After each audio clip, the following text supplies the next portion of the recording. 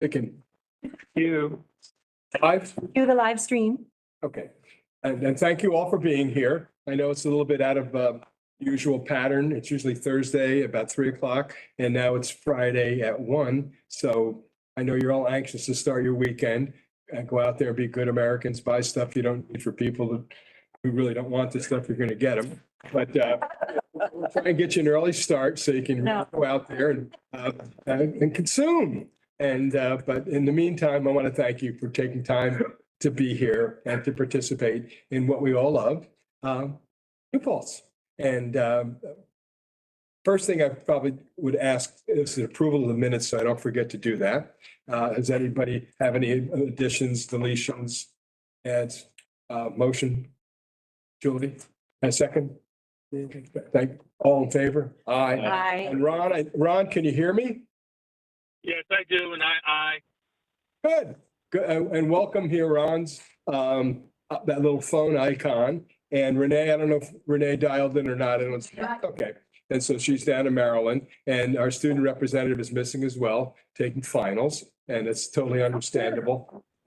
Oh, finals? I said, how dare her? Yeah, how dare she? Doesn't she have priorities? Excuse me, she could be taking the exam right here. But I'll leave it to her good judgment. She's a dedicated student, and if there was anything really controversial, I'm sure she'd be right here. But doesn't appear to be anything controversial. And I was shared by Shelley an article which was an interview of the Chancellor John King in a Times Union. And it was interesting because we had kind of an overview, and it was a question and answer interview. And made mention of some like Potsdam and Fredonia, how there's been contractions and how there's displacement, et cetera, et cetera. And then we also discussed the situation with the community colleges with their enrollment challenges. And they made mention, of course, of New Paltz. And what was said was kind of interesting, that New Paltz, of course, made reference, not in the chancellor's words, but New Paltz is really in the sweet spot. He did say it was an hour drive from New York City, but you have to drive about like 90. Yeah. To get from New York City to New Paltz in an hour, but God bless him. And but he did remark how there was been a $5 million reduction in our operating budget, and how well and adroitly Michelle and others have helped in managing the situation. And it was kind of optimistic overall. The interview by the chancellor, although there are challenges, and always the question is programming. You know, should you have a philosophy major, or should you not maybe have a philosophy major, but certainly offer philosophy courses? And it was kind of interesting, and just I'll be with you in a second, Kathleen. No, right. And it was kind of an overview, and didn't discuss very many of the colleges and universities, but it did put New Paltz in a really good light.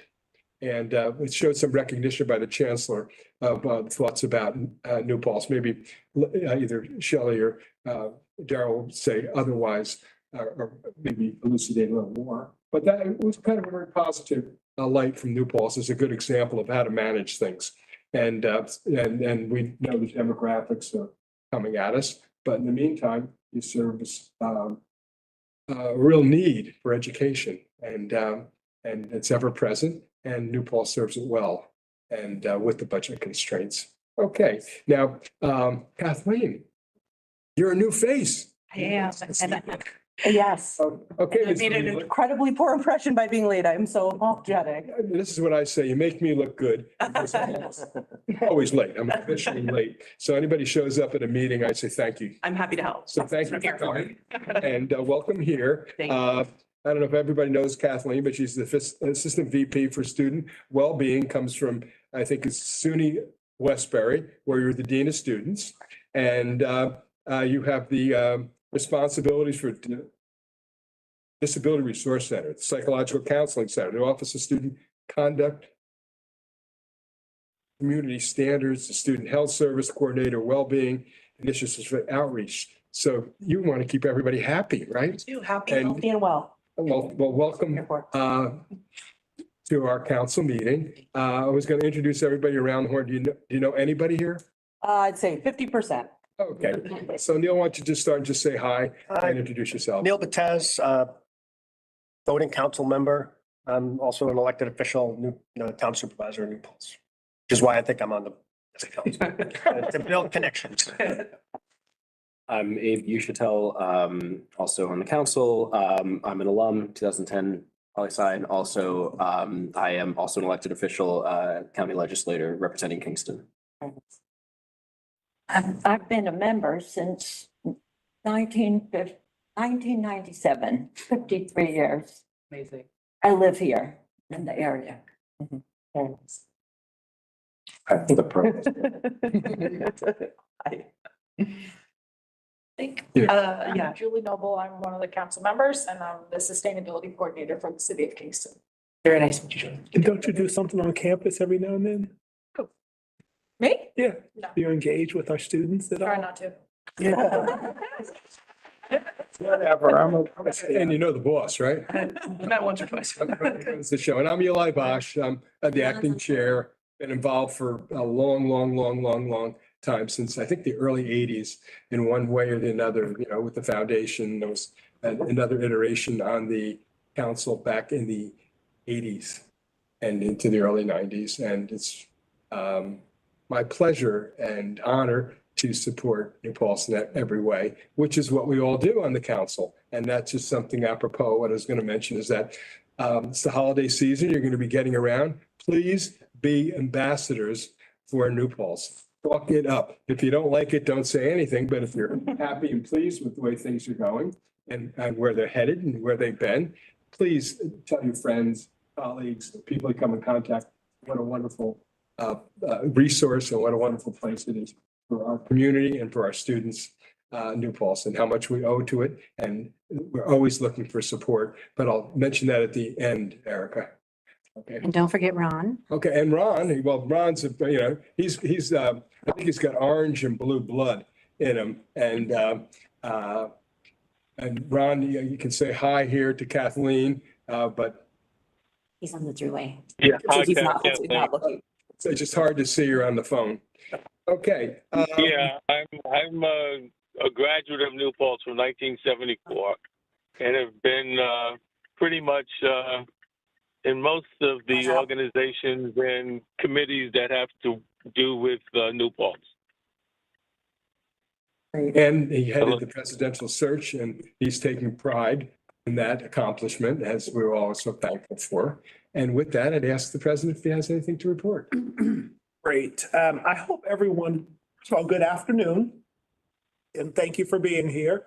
I'm sure you were advised, Kathleen, that we are live streamed for our presentation. So we don't know who's on the other end, but we say welcome to those who are viewing us from a distance. Thank you for joining. I'm going to go around and highlight a few things, but I hope everyone received a copy of the updates that we do before Faculty Senate so that I won't repeat each and every one of those. I think that's helpful. You also receive one from the provost, but I will go around for the various divisions and highlight key elements. Eli, you started by talking about, whether or not we should have programs in certain areas or not. So we're definitely and consistent with the chancellor's request to optimize our academic programming, really rolling into a cycle of reviewing with a critical eye towards the utility of programs in the student's experience. That sounds flowery, but it moves away from just saying majors, because it's important for us to understand that a section, a course, a discipline may not have lots of majors, but may be critical to the liberal arts backbone of a student experience. And so we're looking more robustly at multiple indicators, what's associated with a student success. And specifically at SUNY New Paltz, what are the indicators of a strong SUNY New Paltz background other than things that people may have known in the 70s? And so what really differentiates the SUNY New Paltz student? And we had recently some interesting discussions on issues of social, a commitment to sustainability, social justice and equity, things that are really influenced by a strong liberal arts core. So under the provost's leadership, he's looking more critically at faculty reports, divisional reports, and we'll be moving into review of programs, not with an eye of eliminating programs, but an eye towards optimizing the programs that we have, which could include reductions in programs. And so I don't want to take that off the table. We've all seen the news at Potsdam, and you mentioned, and Fredonia, and looking at large numbers of programs being taken out at one time. And so I think the chancellor would, his message has been very clear to the universities that you can't just grow your way out. You really have to look at programs that may or may not be strong and suitable for your present offering. I don't want that to lead, I don't want that to cloud the rest of our discussion, which I think is quite optimistic, but I have to be very realistic that we have to look at program increases and program decreases. Now, let me talk about some fun things and great things under the leadership of interim Vice President Estella Turk. We're, I think, unless the numbers changed, we were at 248, or did they change? It's gone up. Okay, so we set a target for transfers for the spring at 250. The number now is? I think it's at 265. 265 for the spring. And it's still growing. And it's still growing. So our teams are out there really. And so when we talk transfers, we're talking about pipelines with other SUNYs, like the community colleges, students who have, wherever they were before, have decided that that institution may not have been the right home for them. So this is really promising news. Stella and her team are now, in addition, focusing on the transfer students, looking to 2024 and beyond. So in addition to doing goodwill, if you see families with college-age students out there, don't forget to have them over the break look at SUNY New Paltz. I mean, there's a lot of content on the website about programs. So this is exactly the time high school sophomores, juniors, and seniors are spending time looking at colleges and universities. So please encourage them, give them a gift to a no-cost access to the SUNY New Paltz webpage. But if you've got internet, you can get there, and that's a freebie gift. I'm looking down at Erica. I'm sure Erica, we had the foundation board meeting yesterday. As you all know, we had the infusion from the IBIS group, and Erica and her team really saw that 6.3 million, 6.37 million. I have to get it right because every nickel counts in our goal. So I don't want to leave any stones unturned. We had a great presentation yesterday from the executive director, or the chair of the board for the IBIS group, who's very enthusiastic about us. And as she reminded us, the money is ours. They're not taking it back, but it's seeded money to help this institution continue to innovate and to grow. And so we look for new things. You've already mentioned Michelle's stewardship of resources and the need, and I will just add, the need for us within that division and for all team leaders to be astutely aligned with strategic engagement of resources and the use of resources that allow us to be sustainable. This is a term that has been used at SUNY Central. And when they say sustainability and viability, they're saying, how are you going to be alive 50, 60 years into the future? And are you making the right decisions today to assure your sustainability and your viability? And that's where program reviews, fiscal health, looking at faculty and staff strength, and those kinds of things are really important. Shelley and her team are leading a lot of work in our communications and marketing to make sure that we are a branded entity, that people understand our best stories on our best days, work within our hotspot venture hub, our transformational funds that are coming on board. And Kathleen, in her multiple hats, sharing the work with Mike Patterson to make sure all things student affairs are humming along, and that's a huge portfolio. So there are a lot of sweet spots, a lot of positive things, but as you well know, the context for higher education is, situated on a couple of things. You mentioned the demographics, so the reality of where we are as a sector of an industry market. Higher ed is its own set of activities, and why people come to higher ed has been under question for a number of years. I think in recent months, we've seen increased scrutiny. So we have to look very carefully at how we make the value proposition to potential stakeholders. That means students and families and community members. Why is having a college credential and having a college university in your community an important component? And so we continue to look at that. That's one of both of those are pillars that I've been pushing since I got here, and we'll continue to focus on those. And then in the past 3 months, pretty solidly, the past 3 months and in the past few weeks, we've seen increased scrutiny on the climate of campuses, particularly giving attention to anti-Semitism and Islamophobic acts and behaviors. And so all campuses within SUNY have been asked to pay very particular attention to it. I want to thank our colleagues at the table and our colleagues across the campus community who continue to give us insights and thoughts about how to advance that. But I have to say, SUNY New Paltz as a campus has had, I think, a very strong run in the past 3 months, taking input and trying to make this campus the campus where students of all persuasions feel safe and feel supported. Can we do more? Always trying to do more, and always surveillant that things could change. So we're not sitting back, but being actively engaged. So and the world around us is, I think, highly unpredictable, and I can't think that a campus is safe from that, but campuses have to engage and be constantly surveillance. So we've been very fortunate in that our students have worked well with the faculty, staff, and administrators. I think the faculty, staff, and administrators have been trying to work with the students in the community to make sure we're hearing where they have concerns and being responsive and timely, and we'll continue to do that. So that's my report, and happy to answer questions about anything I've just said or things that were in the written report that went out earlier. Okay, before I get to the questions, I want to thank you. You speak to, I would say, acute awareness of contemporary situations, and that you have managed it very adroitly. College presidents have been in the focus, put it mildly, and how one conducts themselves as a president is extremely important for the institution.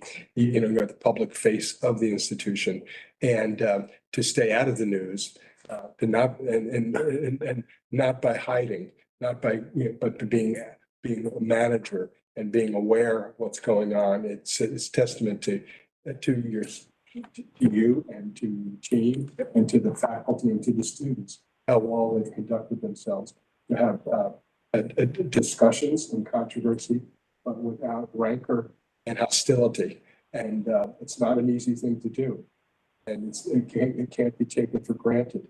But it is part of the work of the university, and it is part of your work, and I want to thank you for that. And sincerely, it's not easy. You make it look easy, but I appreciate it. It's not easy. It is anxiety filled, waiting for the next shoe to drop, the next controversy to boil up. And when it does, it focuses in on the president. And sometimes it can be totally unknown to you, but it just occurs. But you have a really good awareness, and it speaks to your communication with your staff and with the students and with the faculty that things have been managed well, as I say, so far, and hopefully continuing in the future. Every day. And so thank you. And now, is there any? Thank you, I'd like. My pleasure, believe me. It's such an easy thing to do. New Paltz makes it so easy. Wasn't always like that, Eleanor. Well, you've grown up. And now I really don't get it. You know how I am. So it used to be just like the Kingston Daily Freeman would beat on New Paltz, but now you have social media, so it can be like 10 times more reactive Oh, immediately and out there, and it isn't. So, but the opportunity is much Yeah. larger and more vast to have controversy and to pillar either the president or the students or some organization. So it's always out there. But so far, and for good reason, because the institution really, and so it's kind of interesting to see how things are getting better, notwithstanding the fact that the wind is in your face in academia and in questioning college and education, et cetera, et cetera. And I think that it's just the pendulum that swings, and the value of liberal education as we have here is so essential to progress and to everybody, even if they don't utilize their philosophy degree. It gives them confidence in whatever they do. If they're a woodworker or go into the medical profession, that philosophy course is part of their core. And so you think that things are not relevant. Remember way along, maybe 10, 20 years ago, 15 years ago, having to do with ceramics and sculptures, the art department, but then it had to do with ceramic chips and other industries that, so the things are not known at the time you're learning them, but they have real value going forward. And so it's a resource that our society enjoys. And by that, I mean education here in New Paltz. So, and I mean it. And so any questions to the president? Put him on the hot seat. What? And Renee has joined us online. Hi, Renee. Hello. Hi, Renee. we could use some of those greens. Yeah, I think she pitched me on a healthy diet last time I ran into her. I bet she did. Okay. I have you guys big on my screen, so I'm sorry, I was looking for mute button. Hello, family. How y'all doing? I pray that you're well. I got to listen to some of the report, and as usual, we're doing some good things. We just got more work to do. Amen. Okay. Do you have any, any hors d'oeuvres or any snacks for us? Only on the screen. Thank you. It looks way too good. Okay. Anybody have any new business, any items they'd like to address?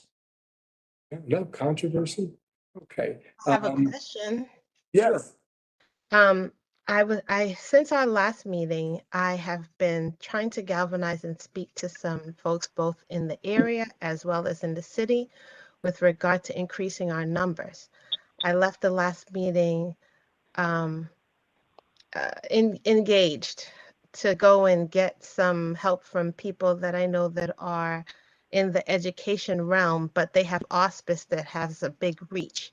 So I've reached out to several of them, and prayerfully by our next meeting, I will have some information for our engagement officer, if I'm saying her name right, and Stella.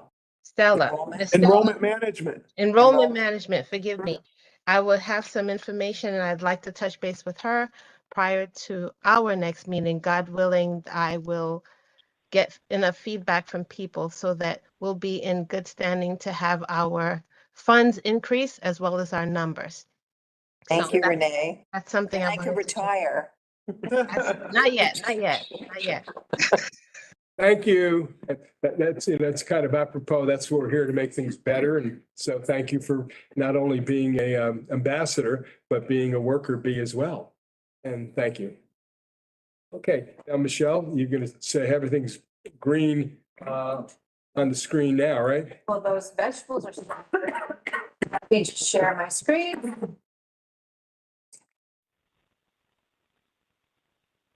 All right, Renee, oops, I need to do that. Hang on. Are you seeing this, Renee? I know, Ron, you're driving, so I hope you're not. I am. Living too. I'll just have to listen to the numbers. That's right. And these will be available to you, Ron, after the meeting, so.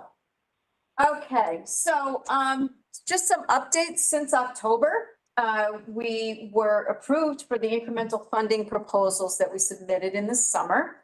Largely, these proposals include funding for our students in supporting students with for our graduate workers, so to mitigate some of the fees they pay on campus.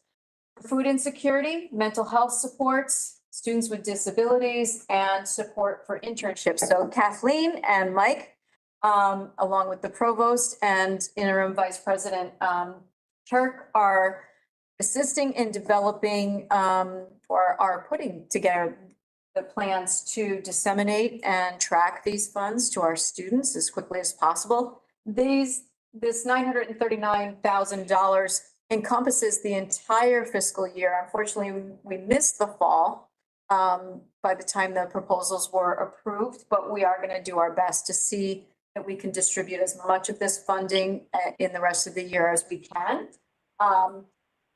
So more to come on that. Of course, all of these funds are targeted to make the students more successful, which aligns really nicely with our first, one of our two major pillars. Michelle, if you Yes. don't spend it, what happens with the money? Actually, I did ask that question because sometimes they're sneaky. And we would only be able to keep the funds that we did spend, but we are going to get the entirety of the $939,000 at the end of the year. So what we don't spend will roll over along with any unspent funds on the state account. So we keep that money for further distribution. And this is renewable money, so this will come again next year. So hopefully we can build on this and advocate for some more supports in the future. I will tell you many of these funding sources are going to be easy to spend. The one that's the most intricate that we're really needing to dive into the development of how to implement these funds is the support for internships, because we haven't had a campus pot of money like this before. And it encompasses some travel support for students who take internships off campus. And so we're trying to get some definitions as to exactly who can receive these funds. $326,000 is a lot of money, but when you split it up over the number of students that we have who are eligible for internships, it's not as much as we'd like to see. So, but we're going to see how we can utilize this as effectively as possible. Michelle, how do you know who needs money for food insecurity? So the food insecurity is largely that money, I believe, and Kathleen can correct me because she's more intricately involved in the proposal, but that money will go to our food bank that's here on campus. So we've had a very active food bank over in the Student Union building for a number of years. We stock personal hygiene, food items over there. So even though it's well stocked, we did get approved, I believe, for some food gift cards to be distributed. And what else, Kathleen? So that money for food insecurity is going to go to actually the ability for us to hire someone, as well as funds to support our pantry on campus. So we're going to actually have someone who's going to be able to work with students to access things like SNAP benefits, things that are already in process that our students often don't know how to access or how to get to. And so we have some great hopes for that position. It's going to be a part-time role for them to be doing a lot of outreach and to getting us contact and connected with those students who at times are hungry and we don't know that. And so we want to be able to be proactive in that outreach to support them so that they can show up and be the best student. So that includes wage to someone. Yes. Mm-hmm. Yes. Correct. Yeah, a number of these funding sources do include some amount of salary support because some of these programs don't exist. So we need someone to develop and support the program as it's ongoing. Mm-hmm. So this is new. Mm-hmm. Yes. And you don't need to apply for it every year. Right. But we do need to make sure that we continue to be good stewards of it. Otherwise, it could potentially dry up and go away. And have great data. Yeah. So the money comes from the state. Yeah, it comes through through SUNY from the state. It was part of the governor's executive budget in April. Okay. In addition to that good news, the collective bargaining increases for our largest union on campus, the United University Professions, the Faculty and Professional Staff Union, those collective bargaining increases have been processed, so they're now fully loaded in the budget. And we continue to see savings from from the vacant positions, increase even beyond what we were projecting. So the labor market is still really soft and we need to figure out how to get people in our doors, to do all of this good work. All right, so, how we're doing, for this year. That screen, so it's not sitting. Oh, sure. in the chart. Yep, sorry, I'm gonna move you, Renee. Hold on tight. And run. And Ron, okay. Don't get dizzy. Yeah, here we go. We'll put you down in the corner. Nobody puts baby in the corner. All right, so this graph represents our month-end cash balances. So it's a compilation of the expenditures and revenues as they come in and go out. So it's from 2020 to present year, with the present year being the purple line. And the most recent fiscal year being in the green. So last fiscal year is in the green. As you can see, the purple line and the green lines are pretty simpatico. They're moving right along in the same directions, no surprises, other than a few timing issues. Our cash balances are normalizing, whereas we had that, that chaotic period during the pandemic. Michelle, I can't read any of those words on the left. Yeah, No idea what. those are numbers. Those are numbers. So this is $60 million, Oh. $50 million, $40 million. So these are our cash balances. And again, I'll distribute this because I know that the screen being so distant is difficult to read. So this is just the cash balance. These are the months of the year, starting with July, since that's the beginning of our fiscal year, and going all the way through June. So we've now come July, August, September, October, and November. So the most recent completed month, we're right in line where we were last year, but we are lower because our cash balance reduced last year, given that our expenditures outweighed our revenues. Okay, oops. All right. Looking forward to, looking ahead to 24, 25. The states, I think the last time we met, I told you that the state's projected budget gap was significant and that they were expecting the gap to grow by the end of this fiscal year. However, the last quarter reports show that the gap is actually closing a little bit. It's still pretty significant in the billions of dollars, hovering around $5 billion. And the state personal income tax revenues are still lagging. So just if you recall, I mentioned that back in September, the state issued a notice to SUNY to say, don't, when you're putting together your budget for 24, 25, don't expect any increases, keep your requests flat.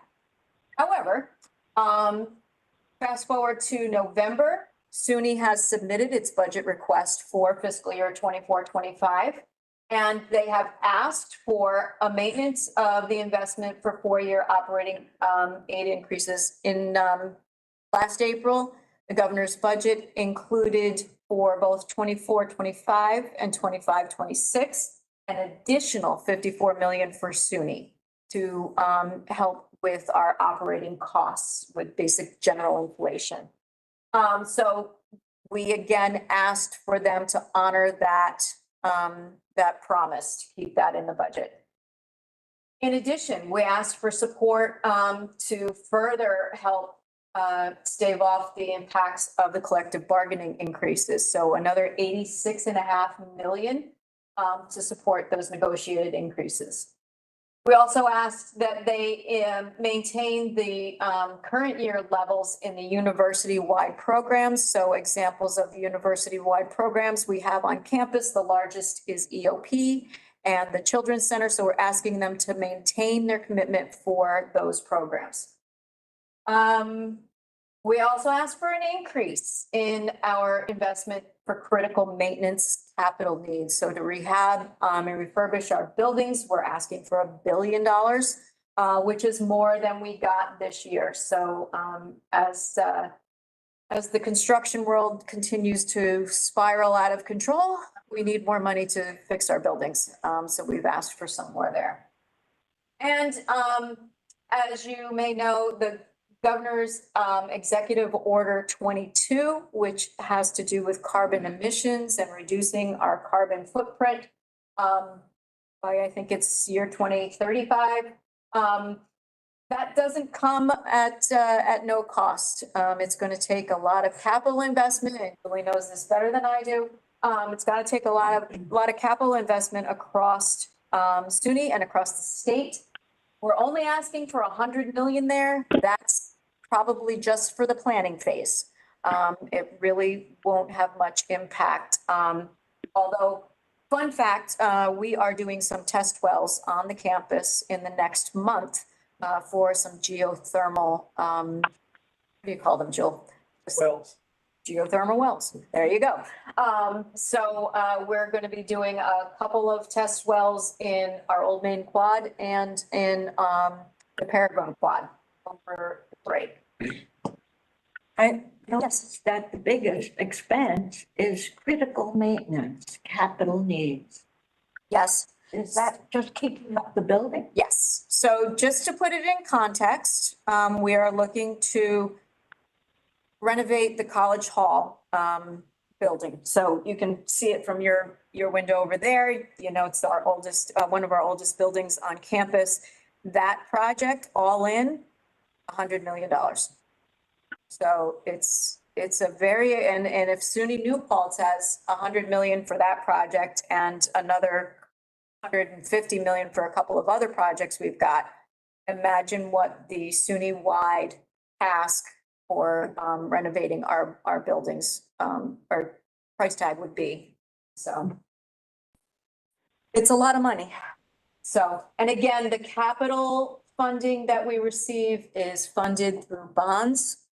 It is not part of our state operating budget. So it's a completely separate set of money from the money that you see up there that we're requesting for salary support. All right, so this is just a quick timeline courtesy of my friends at SUNY System Administration, showing you what the state and SUNY budget timeframe is. So again, in September, October, the state issued their call letter for our budget. In November, SUNY put in the November, December, SUNY put in their budget request.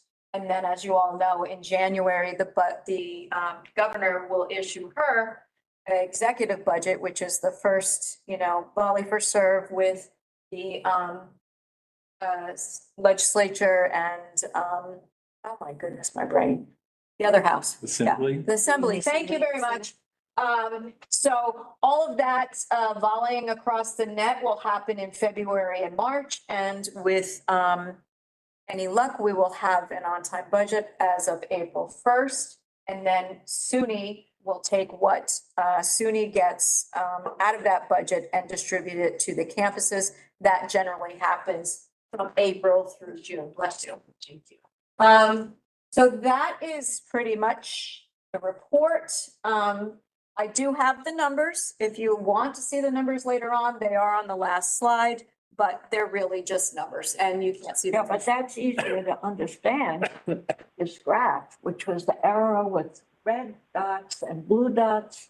I don't understand that at all. Oh, this one? Oh, this is just a timeline. So it's just starting with September over on the left and going through June on the right. Questions? How are we doing? I didn't see the red flag or red numbers up on the screen. We still have a significant gap to cover. We're not going to cover it this year. But our hope is to use reserves for this year and start to use less reserves over the next 3 to 4 years and come to a place of sustainability by 26, 27. A lot of moving parts, state aid and, tuition rates always impact how we do our business here. But our biggest component is those numbers of students that we bring in the door. They help everything look better. So enrollment is absolutely essential. It's It's the biggest piece. Thing of that our we- budget. I don't know if we control it, but it's the thing that impacts directly Yes. through the institution itself rather than from the state. And I think we're doing pretty well, notwithstanding, Stella, those headwinds that you have. We have plans and we're implementing those plans now. And, SUNY also has initiatives to support us as well. So we're taking advantage of everything we can. And Chancellor King because the coordination with the community colleges and the locales, it's very, very, very, very important. We agree. Just that we're a local resource and we draw that 1 hour drive from the city. However, really local, the Hudson Valley, New Paltz is in kind of a sweet spot. I don't know if there's statistics on that, but there is some migration. We know, Out of the city. get them here, they want to come. Yeah, exactly. And so hopefully that'll help with the budget as well. And it helps with the diversity also and the culture and the future. It's kind of interesting.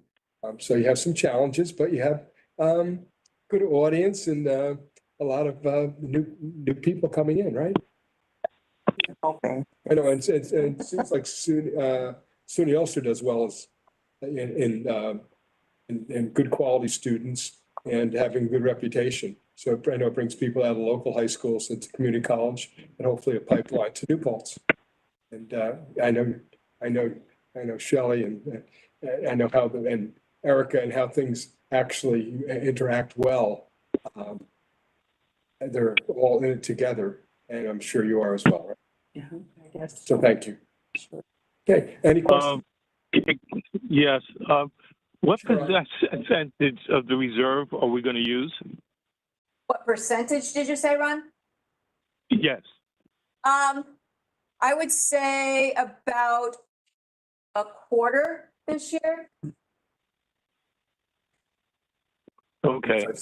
And when do you think we'll be able to replenish it? Once we stabilize the budget, we should start packing some funding away. So And it's, that'll probably be 26 or 27? yes. Okay. Third draw next year too. Yeah, and I know with New York, the budget will go tick, tick, tick, tick right down to the end. And while these things are talked about, it's how it ends up. And you use the tennis analogy, but I think it's more of a contact sport. But the priority of the university, and statewide, and in Chancellor King's remarks, there is some, we're different. I'd say we're New Paltz is in the sweet spot. There are other, more, I would say, challenging times for the smaller institutions. And I know he made mention, I know College St. Rose closed, and so that's, an institution that's going away, but that just means there's going to be more students to go somewhere. And my nephew's a librarian at Siena, so they meet on what's the consequences in Albany of St. Rose closing. There's going to be more students coming to Siena. Likewise, I think that, some of these changes will directly affect, recruitment, right? We are already seeing the students are coming, they're applying. And in some cases, there's been some reach out from St. Rose to our own faculty to make some good transfer agreements. Right, and then some of the faculty, you may even, Right. Yeah. notwithstanding the, what's going on, there could be growth here. Yeah. And, and that's a challenge, but an opportunity. We have 39 searches, 39 active searches underway right now for faculty. So good. So it's not all bad news. It's just fun and exciting with these challenges, right?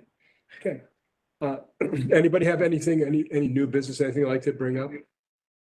Oh. I was just driving here. Just in time. Sorry. You just did that to So me. Kathleen, see, you're not that late. Feel very. It's all relative. How's everyone? Great to see you, Ron. Welcome. I know it's probably arduous traffic, and I was making reference, I don't know if you heard, to Chancellor King about how it's a 1 hour drive. Well, I think somebody tried to do that and they end up ramming the state trooper car. Whoa. Is that what happened? That's what got you They blocked? get a lot of attention. Yeah. I drove in this morning and it was in the other direction. It was Yeah, boy. a bad accident this Yeah, morning. no, there was a state trooper car that got pushed in, not to talk about the pickup truck that was smashed up. And then they do the investigation and shut everything down. Yeah. Yeah. Well, they didn't know you were on your way to it was too Well, I late. didn't call this stuff. Okay, well, glad you could be here. In person, not by telephone. Yeah. Anything you'd like to say other than hello? Everybody have a happy holiday. And glad to hear that the numbers are fine and we're doing well. Yeah, all things considered, doing very well, I think. And it's not easy to do it. It isn't luck. It's hard work, perseverance, and talent. And they come together and succeed. And it's not easy, but it's worth it. And so I wish you all the best of year-end holiday celebrations. And I'll see you next year. But before I do that, I'm going to reiterate what I said about being ambassadors of the institution and to talk things up. Not only that, but philanthropy. I have Erica. She'll never let me off the hook unless I bring something up. And I would say that for my own personal, own object, the crisis fund for the students here is always really essential. I have nowhere else to go. It's a sometimes small amount of money means everything. Crossing the finish line as well, right at the end when things become dire, that fund is another good object of your philanthropy. And overall scholarship. And I know I know nobody gets anything in the mail, right? Nobody's asking for anything. But I'm asking live and in person for the foundation to please give consideration for a donation and to as well be an ambassador and recruiter for friends and family as well. And it's a great institution. It's our future. And so you're being selfish and giving to yourself because it's going to help your future and to support New Paltz. So I thank you all for being here. We'll see you, if not before, on March 14th in the next meeting. And I wish you a healthy and happy holiday season. Same to you. Thank you very much. I can go shop.